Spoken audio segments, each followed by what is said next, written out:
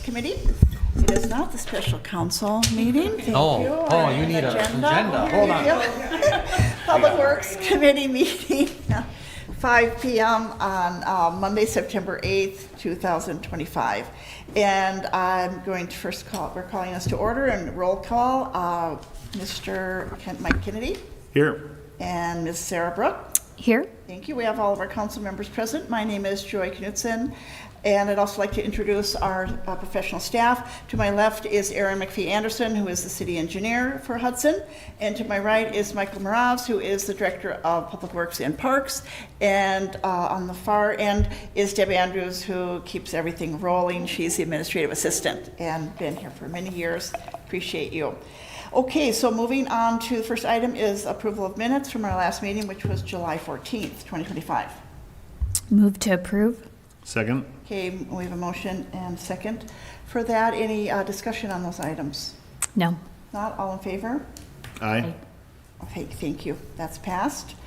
And now we do have opened mic briefly for any comments from residents or property owners that would like to give input about Public Works issues, anything that we might be discussing, or issues that may pertain, but no one is present tonight for that meeting, so we'll move on to item 5, which is new business.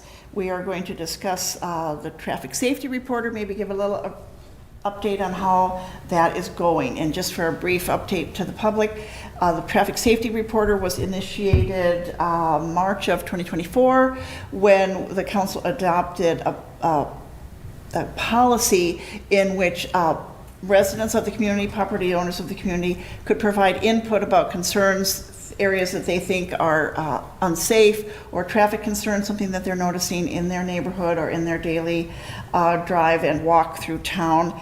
And so there is a portal that's on the city website for people to enter their concerns about, so that the first step then is we have a professional staff, the Traffic Safety Advisory Committee, which is made up of our 2 staff members here, Public Works Department Chair and our city engineer, the police chief, fire chief, who else is on it? Yep, that's it. Okay, all people that are definitely pertaining to those issues and can help assess the problem, address it first, and then they bring their decisions if there is some recommendation or potential action. That goes to the Public Safety Committee first, and then usually straight to the Common Council. Occasionally we do discuss the item here at Public Works if it is a specific project that takes a lot of information from Public Works.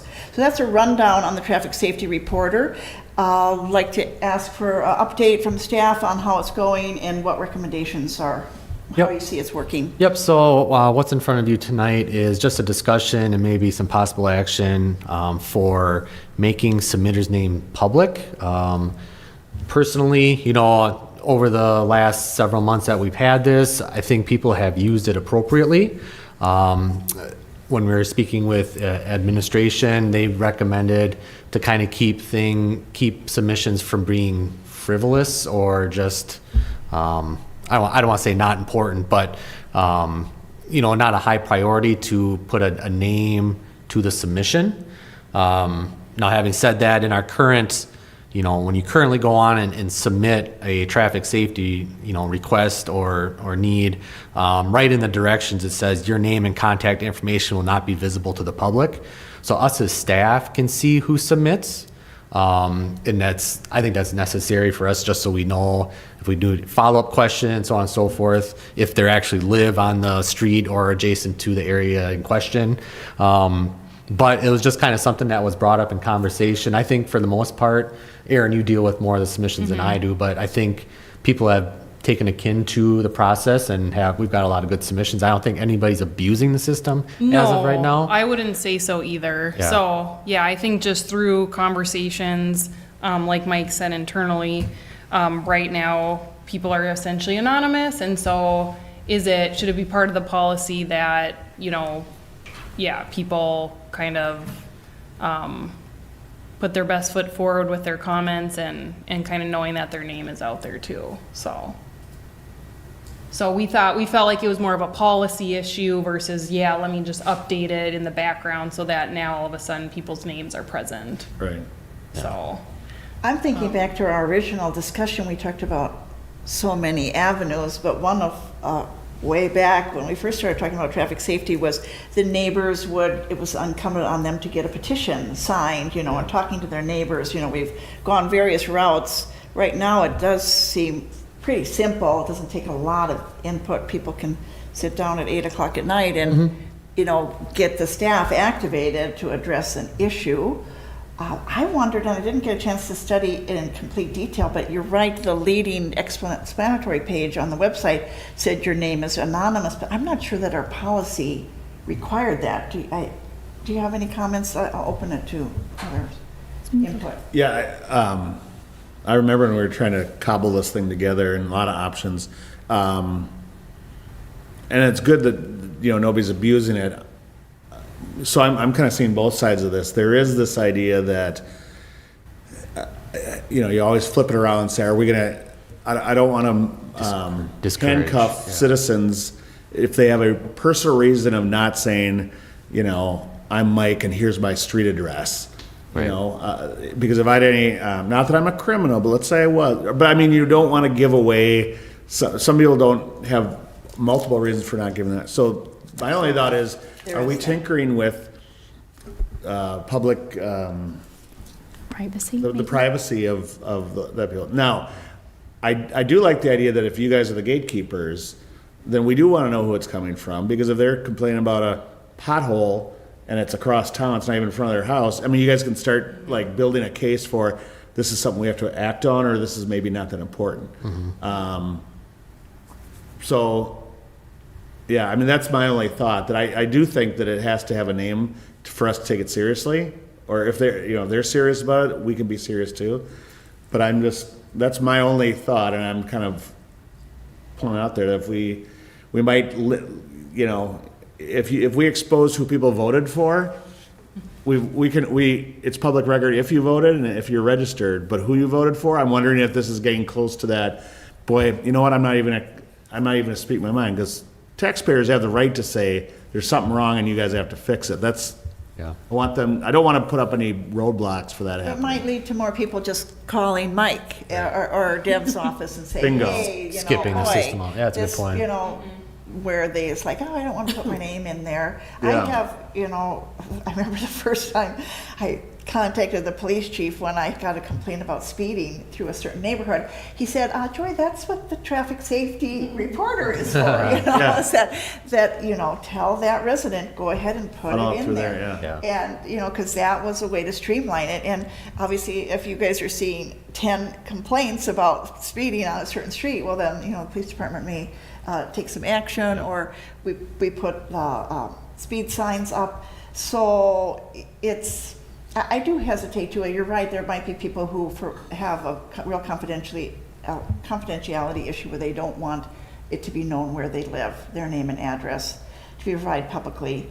I also think I know that there have been a few issues, now whether they went through this process or not, where there's some seasonal plantings that are out on the boulevard and maybe blocking visibility. And so now that's actually my neighbor down the street who's very proud of their garden that's growing, in other words, it's between the sidewalk and the curb. You're right. It's really on city easement that Yeah. they're planting. They maybe don't want to complain about that, but yet it's a legitimate safety issue for people at that corner, True. at a corner intersection. So I'm comfortable with it staying like this. I do feel like one thing about the staff, if you do see the same people repeatedly, then you can maybe say, hey, what's up Yeah. to those folks directly. I don't Yeah, know. yeah. No, that's fine with me. It was just one of those policy decisions that we wanted to bring forward. Like I said, city administrator wanted us to discuss it. And you are right. I mean, there are items here that can become contentious between residents, right? We also don't want to put people in situations where they're being confronted out in their yard, or Yeah. we want to steer clear. We want people to feel comfortable expressing problems that are going on throughout the community, and I think that's the right way to go about it, the way that we have it. So I'm perfectly fine with that. It's a wonderful setup. I feel like it's working well Yeah. so far. Did you have anything you wanted to add, Sarah? No, those were everything that you already discussed. I affirmed. I wondered if there had been abuses when I saw that on there. I think we can reevaluate it if it does become an issue, but I share those exact same concerns. So I'm in agreement with both Joy and Mike. Good to talk about it and get an update. Thank you. Okay, so then item 6 is old business, and we're going to discuss some of the options for yard waste collection in 2026. Yep, so obviously, we're all aware of what's happening at the end of this year with the yard waste collection curbside for the organic bags being picked up. Waste Management will no longer provide that service. So I did a little digging, after the meeting that we had last week, Monday, was that council meeting that they came? And so what I found is there are options for residents to either take their grass clippings or leaves or branches to a nearby business that will accept them. The bag leaves that can be dropped off at that place is $3. So it's similar to the cost, what it would cost them to get it picked up curbside. Obviously, the convenience of getting it collected curbside is no longer there, but there is that option. And then I did call a couple of businesses, commercial lawn service businesses and just some junk companies. They do also provide curbside pickup of yard waste, all depends on how much you have, the size, so on and so forth. So there are options for residents to call those types of companies and get it picked up curbside if they cannot haul it out to a certain location. Then obviously the third option that is the subscription through Waste Management. And I know, Joy, you have the cart subscription for yard waste. But that is also another option. So it's not like we don't have any options for residents after the end of the year. They just might not be as convenient for them. The other things I was tossing around is, there are municipalities that have these big trucks that vacuum up all the leaves or, that type of stuff. But obviously that's a capital expense, and you're talking a lot of money to basically go from not having anything to doing a leaf type collection system. So that's kind of where I'm at with it. Obviously, we have tried doing big roll-offs in the past, and that really hasn't worked. We got a lot of dumping of just trash and mattresses. Even when they're, staffed, they just leave stuff out the gate when we're not there. You can't man it 24/7, so people still drop stuff off. What are some other things that we've tried in the past that hasn't worked? That's been the main one. Curbside, Okay. with our staff, but that was Yeah. definitely a huge liability. Yeah. That is the other option, is just having our staff do curbside collection, but then we would collect everything and then we would have to pay somebody to haul it away, and we have to include that in the budget, right? Yep. And then it takes our staff. So when I worked in Richmond, they did curbside pickup of leaf bags, and it was 2 months in the fall or in the spring and 2 months in the fall of basically 2 guys dedicated to doing that.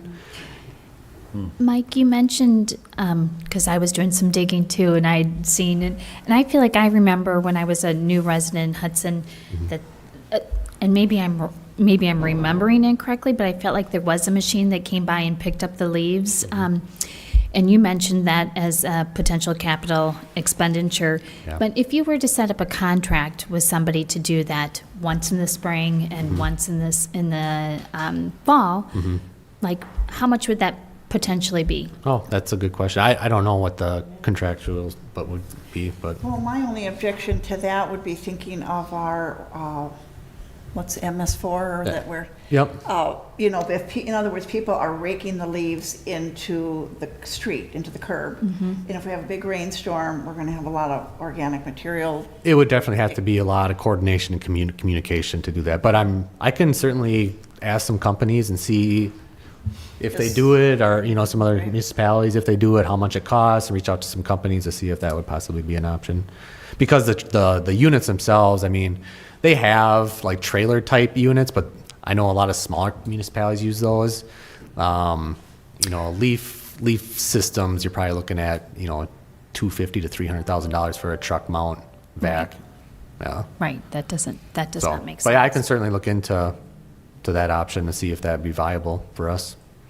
And to be honest with you, the main part of town that this really affects is downtown area. there's For the lots most of- part, up yeah. behind the high school, on top of the hill, not so much. Right. Most of our bags that have been left out along curbside have been in this part of town. And it makes sense because the trees are a lot more mature. And maybe another alternative is if we give 2 weekends or 2 weeks where those brown bags could be picked up by somebody. So we contract with somebody just to come and pick up those brown those brown bags. Yeah. I think it's just a big switch to go from having some options and not really having anything other than you can pay to haul it or you can get the garbage can, which is not always a viable solution if you have a lot of trees. We're looking at about $135 to $140 a year to have that yard waste service with the can. Yeah. And you can use it, you know, every Friday if you want for 6-7 months. But I do understand that some people only need that service in the fall. Right. And I don't know if they need a huge number. I mean, some of those people, your neighbors, are Yeah. they saying they have 20 bags every year? But just in October is the only time they need it? It's kind of like, I would think, early spring, when you're kind of cleaning up from the last debris, and then sometime in fall, towards the end of, you know, the leaves getting off. Yeah, I can look into. But the number 20 bags, does that sound like, I mean, do you hear people telling you that that's how many bags they put out? When I drive around and look, it seems like they tend to be quite a few. Yeah. Yeah. And again, limited time, so Yeah. it's challenging. Yeah. I just, because of gardening throughout the year, have had that cart service for Yeah. quite a few years and find it very easy to use. You can just toss the stuff in the cart. But you do have to have room to store the cart. You know, not everybody has, you know, you've got your recycling as well, so. Okay. And it's more expensive. Okay. Well, I'll look into maybe some contractual service options, Okay. and I'll bring it back to the October's Public Works Committee meeting for discussion. Yes. We need to keep talking about it because it is timely when residents are dealing with the issue this fall, cleaning up their leaves. They're going to be thinking about it. Yeah. So we had talked about that, talked about also posting some links on the city website Yeah. as the time comes through. The St. Croix County has some options of things, you know, ways just like you mentioned that we could provide. So any other comments about the yard waste, Mike? No, I just thought it was interesting that, good idea of calling like the lawn and landscape companies that somebody with a pickup truck and a place to put this stuff would be maybe an interesting way to Let's get the Boy make a buck Scouts. and kind of reincorporate the brown bag program that Waste Management was doing into, you know, a more local or to Some offer that entrepreneur, service, so, Boy Scout group, yeah, can haul them away. right. There you go, fundraiser idea. Interesting. You never know. I mean, for Right. people who do have a very limited use. Okay, let's move on then. Thank you. We'll continue to talk about that concern. Project updates. Let's start with 11th Street reconstruction. Yeah, so 11th Street, so the road is open to traffic, so pretty much most of the items are done. They'll be picking up the traffic control that's kind of laying out there still on the side streets or up on the side of the road this week. And then there'll just be a few small, like turf establishment cleanup items they're still doing. They'll go through a punch list, so there might be some minor work still happening, so you'll still see, you know, construction out there. Great. Were you satisfied with how it went this summer? Yeah, I think overall, it was a good process. It was really nice, having the consultant working on more the construction inspection side of things to take the pressure off our back a little bit. But yeah, overall, I would say even from the residents, we heard like a lot of good things from the contractor A1.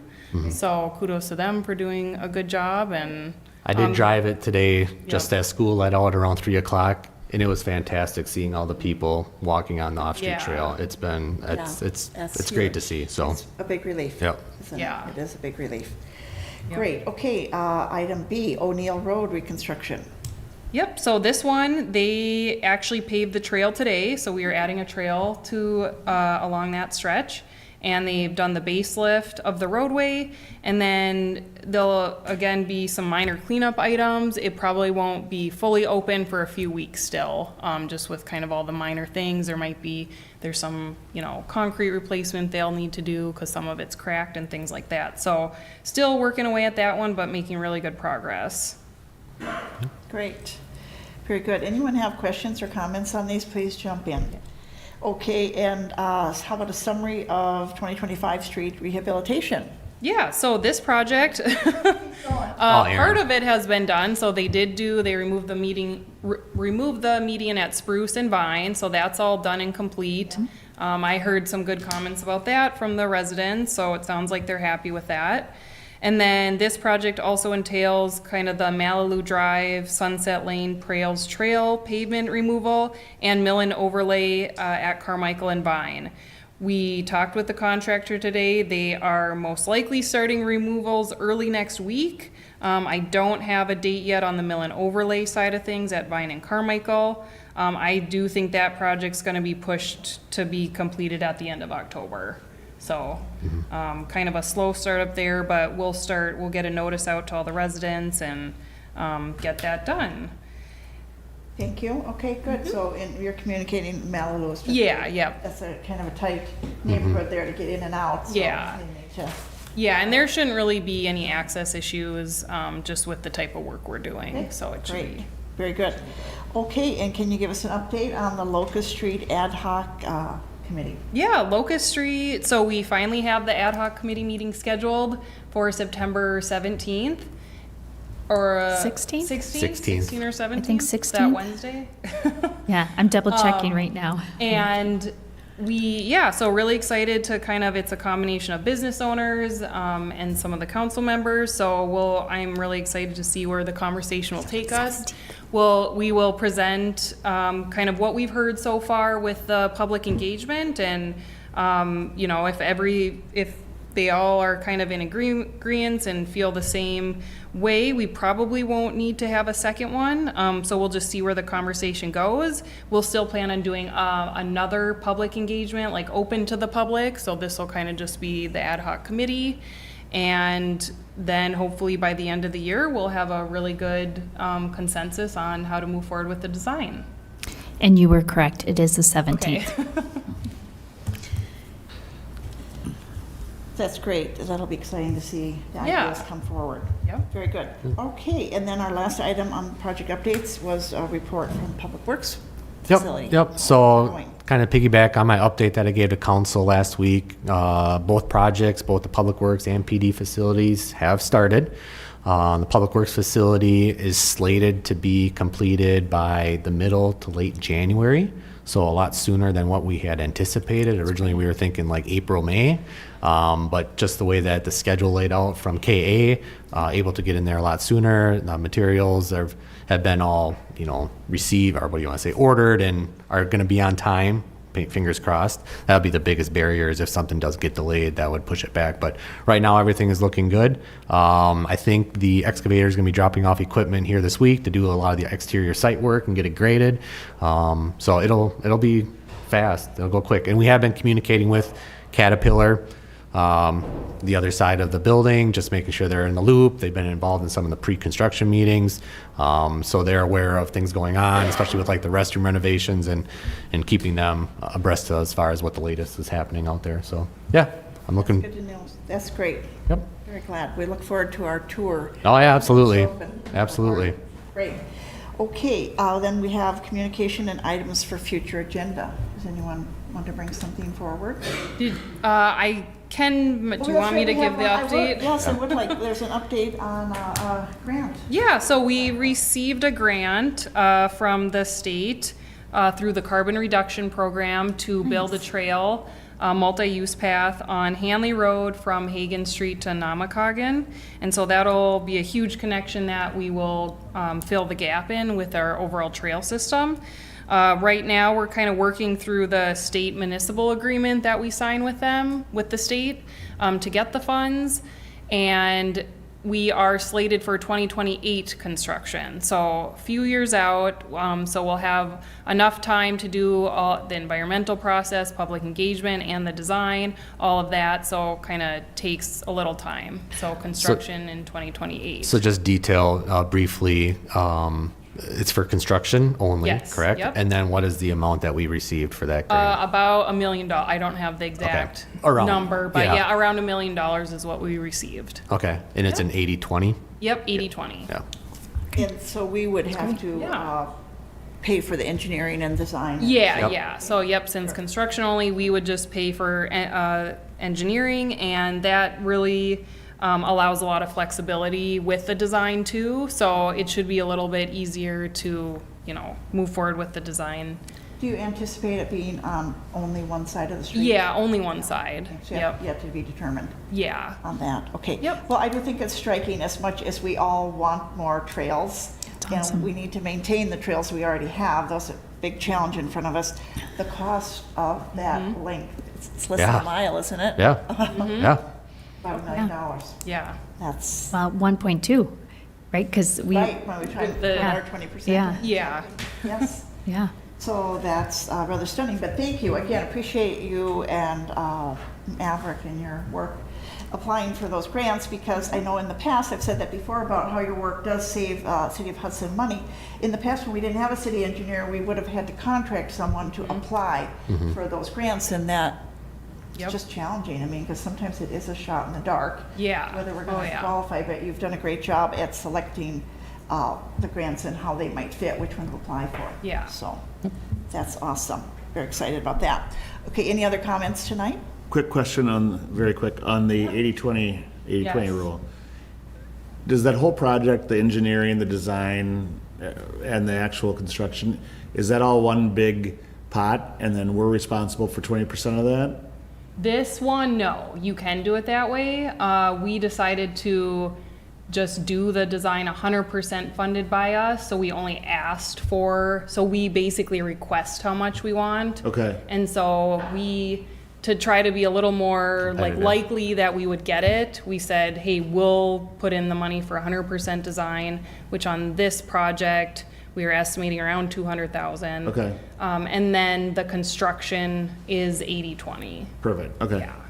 And are So, you, yep. for that engineering aspect, is that something you'll be able to do in-house, or will we? I will evaluate it, Okay. just because of some of the like federal processes, like the environmental stuff. It might be easier to have a consultant to like help with certain parts of the project, but maybe some we can do internally, and just looking at our workload over the next few years. So I'm gonna kind be of dive determined. into that a little bit more. Yeah. Great. That's Yeah, awesome. Thank you. Appreciate that, your assessment of it. Okay, any other comments, communications for future? If not, I think Move to we're adjourn? Second? second, a motion is second to adjourn. All in favor? Aye. Aye. Thank you. We are adjourned. Thank you. Record-breaking time. Yes.